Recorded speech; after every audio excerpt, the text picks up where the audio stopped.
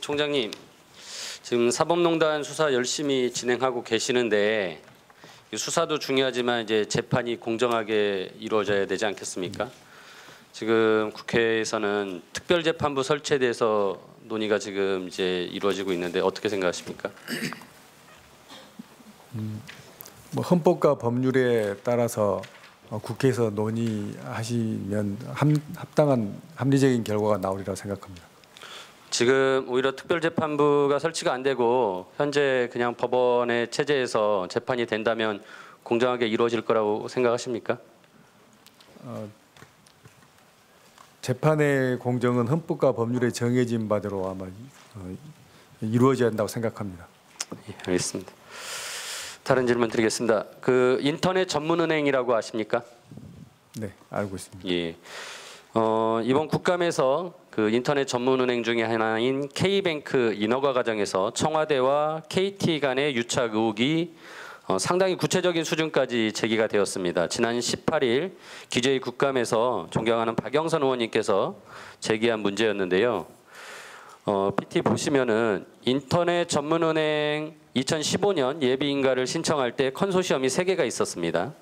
금감원에서 2015년 11월 27일부터 29일까지 외부 인사로 구성된 심사위원들이 2박 3일 동안 합숙하면서 심사를 했고 그 결과 카카오 컨소시엄이 860점, KT 컨소시엄이 831점, 인터파크 컨소시엄이 642점을 받아서 상위 점수를 얻은 2개의 이제 카카오와 KT가 선정이 되었습니다. 그런데 이 심사위원들이 합숙 심사를 개시하기 일주일 전인 11월 20일 날 안종범 수석의 수첩 메모에는 이렇게 적혀 있습니다. 카카오 86, KT 83, 인터파크 64. 일주일 후에 심사가 일어났을 때의 점수를 이미 예상을 다 하고 있었다는 거죠. 지금 이 부분에 대해서 감사원이 감사를 추진한다고 하는데 저는 진상규명을 위해서는 검찰 수사가 필요하다고 생각을 합니다.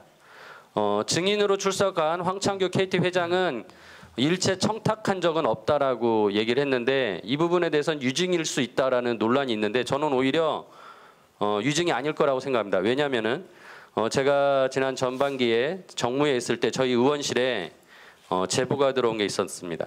KT가 인터넷 전문은행에 뛰어들 의사가 전혀 없었는데 청와대에서 먼저 연락 와서 하라고 했다라는 내용이었습니다.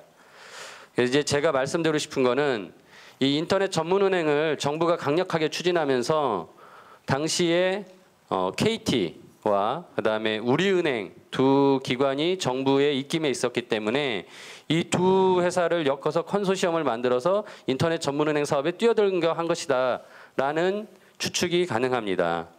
이러한 내용들 중에 또 하나 문제됐던 게 이 우리은행은 자본 건전성 기준을 충족하지 못했는데 금융위가 그때의 그 해석을 달리한 유권 해석을 하고 또 나중에는 그 시행령 자체를 아예 삭제하면서 이 우리은행이 컨소시엄에 계속 자격을 유지할 수 있도록 했다라는 논란이 있었습니다. 그래서 이 K뱅크와 관련해서는 특혜성 인가 또는 정경 유착이 의심이 된다고 생각이 듭니다. 이 문제는 뭐 앞서 국회에서도 수년간 얘기됐던 내용인데요. 저는 강제 수사 권한이 없는 국회로서는 더 이상 지금까지 여러 문제제기는 했지만 바뀔 수 없었기 때문에 중차대한 불법행위임을 상당히 의심할 수 있기 때문에 수사가 이루어진다고 생각합니다. 어떻게 생각하십니까? 위원님께서 말씀하신 사항을 잘 숙지를 하고 또 범죄 저희가 수사에 착수할 만한 단서가 있는지 잘 살펴서 예. 적절한 조치를 취하겠습니다. 검토하시고 한번 보고해 주시기 바랍니다. 네, 그러겠습니다. 예. 두 번째로 우리 재벌 범죄에 대해서 좀 말씀드리겠는데요. 그 국정농단의 이제 뇌물죄 등으로 구속됐던 신동빈 회장과 이재용 부회장 둘 다 이제 징역 2년 6개월에 집행유예 4년으로 석방이 되었습니다. 저는 이 부분에 대해서 법원뿐만 아니라 검찰은 책임이 없을까라는 생각을 해봅니다. 특히나 이 재벌의 어떤 범죄에 대해서는 참 검찰이 기소도 어렵게 하는 경우를 보면서 정말 검찰도 재벌들에게 자유롭지 못하구나라는 생각을 하는데 그나마 어렵게 기소가 되면 또 이렇게 법원에서 봐주기 판결이 나오는 거 아닌가. 그 과정에서 우리 검찰들이 이 재판하는 과정에 정말 제 역할을 다 하고 있는가라는 의구심을 갖고 있습니다. 우리가 국민들이 보통 1억 원을 어디서 횡령을 하면 대부분 실형을 받습니다. 근데 재벌들은 수백억에서 수천억 원을 횡령을 해도 집행유예로 나오고 있죠. 표를 보시면은 이게 경제 범죄들, 특히나 재벌 총수가 저지른 행위들인데요. 뭐 수천억에서 수백억의 뭐 기업 어음을 사기 발행하거나 횡령을 하거나 배임을 했던 분들이 1심에서는 다 징역이지만 2심에서는 집행유예를 받았습니다. 근데 이런 기업 범죄뿐만 아니라 일반적인 범죄, 폭행 범죄에서도 뭐 대표적으로 조현아 땅콩 해양 사건이 있었고요. 그다음에 최철원 그 맥갑 폭행 사건도 1심에서는 징역을 받았으나 항소심에서는 다 또 집행유예를 받았습니다. 기업의 그룹을 몰락시킨 재벌인 STX와 웅진도 횡령, 배임, 사기, 분식회계, 부당 지원 등으로 1심에선 징역을 받았으나 다 집행유예를 받았습니다.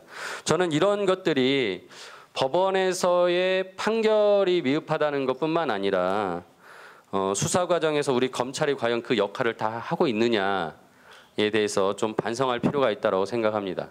우리 국민들은 이렇게 재벌 총수들이 그나마 구속이 돼도 이번에 이제 나왔다시피 황제 수감으로 1인실을 쓰면서 거의 뭐 집사 변호사들로 접견을 해야 하면서 거의 뭐 편안한 감옥 생활을 하고 있다라는 것을 많이 보여주지 않았습니까? 이러한 부분에 있어서 검찰이 좀 더 적극적인 재벌 수사 그리고 이 기업 범죄에 대해서 더 이상 관대한 어떤 처벌을 해서는 안 된다라고 생각합니다. 어떻게 생각하세요? 위원님 말씀대로 일반 국민과 재벌에 관한 양형이 큰 편차가 있는 게 사실입니다. 그래서 검찰도 앞으로 수사하면서는 혐의 입증을 위한 증거자료 수집뿐만 아니고 양형 자료도 충분히 수집을 해서 법원에서 양형을 할 때 참작할 수 있도록 적극적으로 노력을 하도록 하겠습니다.